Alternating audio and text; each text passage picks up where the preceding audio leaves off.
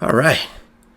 Last weekend, I was on the Super Squad group ride, and I was on my Luna because my Super 73 is having some issues.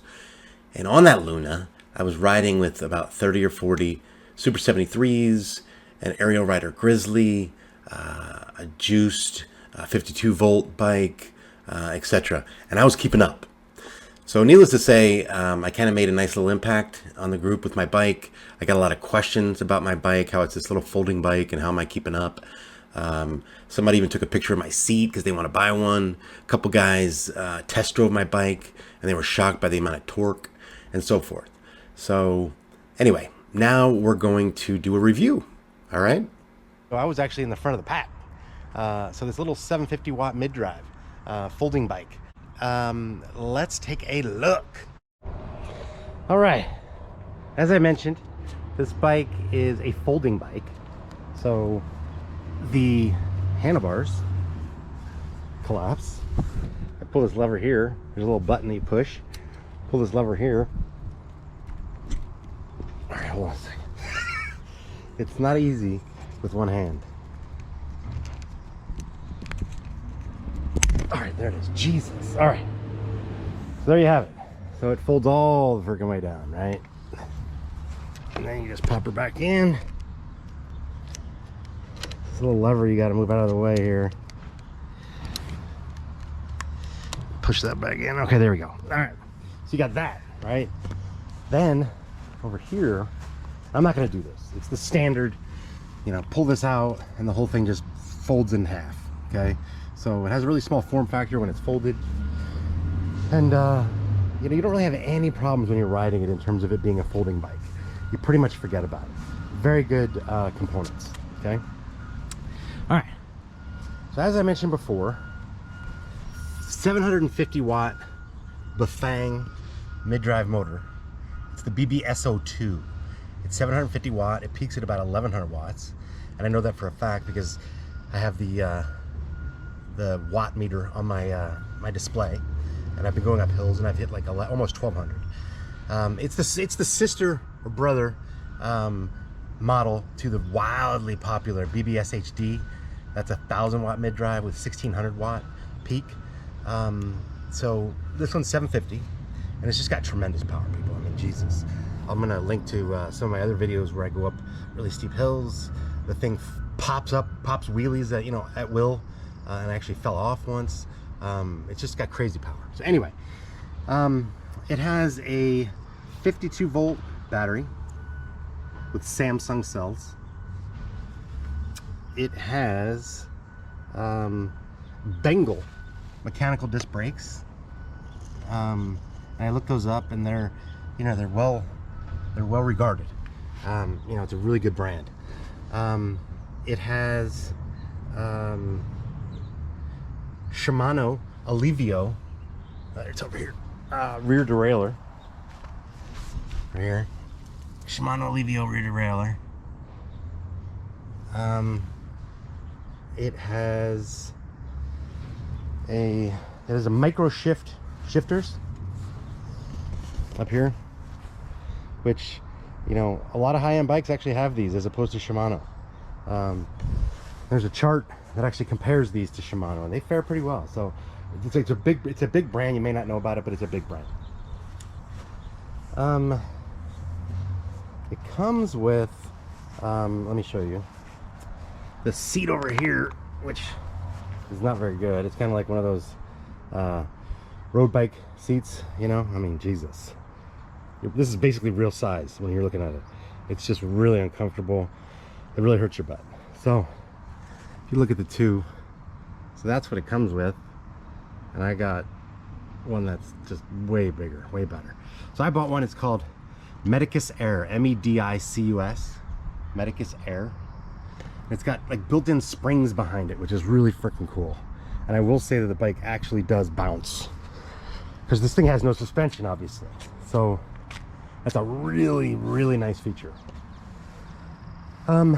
It comes with pretty much, you know, street tires, a little bit of tread, and they are Kendas, but I went ahead and put on some 20 inch by 1.95.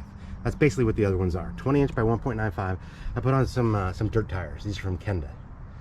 And it just gives me a lot more traction because I like to go off-road on these things even though they're not supposed to. That's just where I want to take my bikes. So, all right. And then the last thing, it's got pretty minimalistic handlebars. It's got really the narrow handlebars like a lot of folding bikes do. You don't have tremendous stability with these. You kind of just, you know, are left to your own devices, but it's, you know, it's good handlebars. And it's got the nice little grips. It's got thumb throttle. So you have this little display here. You push the button right here and it comes on. I don't know if it's gonna be able to, you're gonna be able to see it in the sun, but let's see if we can move it. Anyway, it's got a nice color display where it shows, let's see if I lean it. It shows miles per hour. It shows the watts that you're using. It shows your battery wattage. It shows the time of day, your trip odometer, the pedal assist level you're in. And it has 5 pedal assist levels. And, you know, like most bikes, pedal assist 1, you know, you're gonna get a nice workout. Pedal assist 2 and 3, it's, you know, you're cruising at a pretty good speed. 4 and 5, it's almost like you can't keep up. This thing goes throttle only. I've gone 30 miles an hour on a flat. So when you're in pedal assist 4 and 5, you're not really pedaling anymore because it's just too powerful. So you really kind of use pedal assist 1, 2, 3. But this thing's a freaking beast.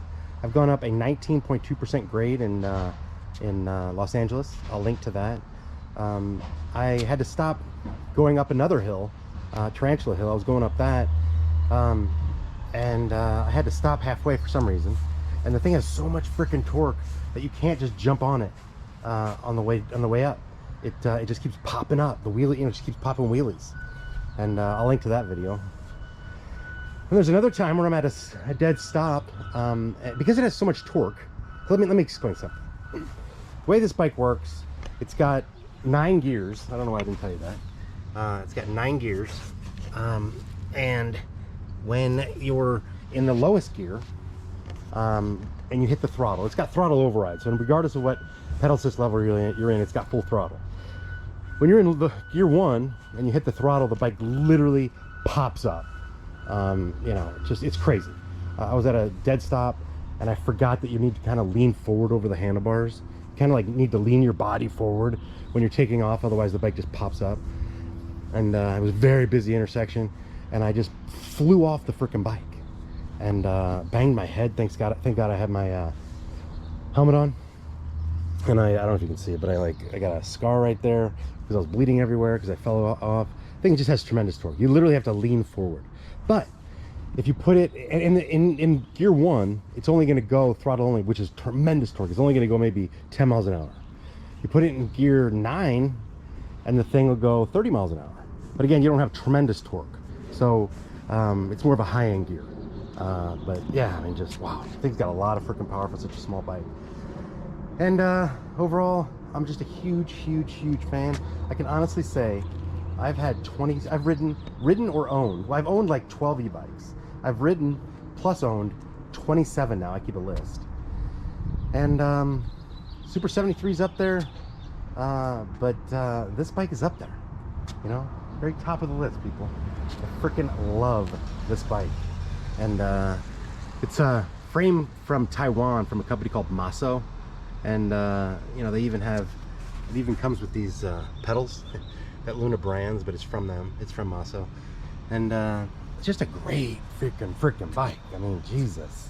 Even without suspension, you can go off-road on this thing. Even without dirt tires, you can. I did it on my very first ride.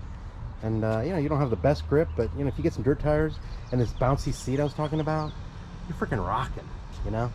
So anyway, love it. Great bike. Highly recommend it. It's from a company called Luna Cycles. It's lunacycles.com or Luna Cycle, one or the other. And just Google it. That'll do it. So quick accessories. I bought the seat. I bought a phone mount. I bought this little mirror, and I bought the Kenda tires. With that all said and done, you know, I'm at about $1,850. it's $1,800 stock, and I spent like 50 bucks on some additional accessories, right? So anyway, hope that gives you guys some insight into what this bike's all about, why I rave about it. If you ever hear me raving about it in videos, and I was raving about it on site at the group ride, and you know, people were just loving it. So anyway, again, this thing kept up with like 30 or 40 Super 73s for a long freaking ride, and I was actually at the head of the pack. So crazy as that sounds. Anyway, that's gonna do it. Like and subscribe. Appreciate all the support. God bless. Peace out.